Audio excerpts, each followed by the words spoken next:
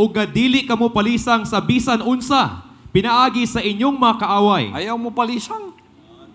Mga kingdom citizens, why malisang? Ayaw ka panik. Pablo, napanik ba sa putla na yung liog? Wala. Ingon pa siya nga, diri dapit ha.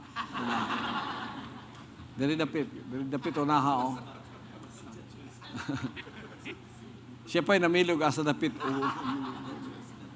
Ana kanang height gamay.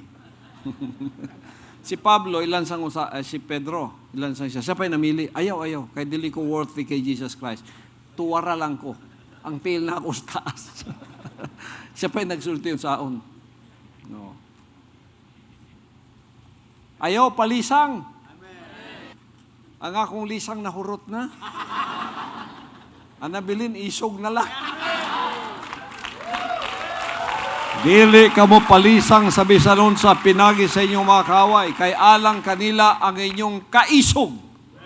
Alang kanila, ang inyong kaisog, maoy usa ka tataw nga tilimad-on sa ilang pagkalaglag.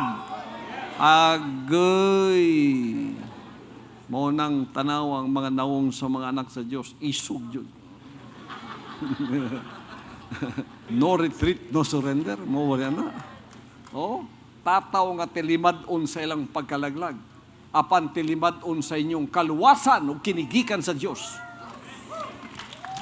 Pagkalaglag, hapit na mga laglag. Hapit na. Ang atong kaisog,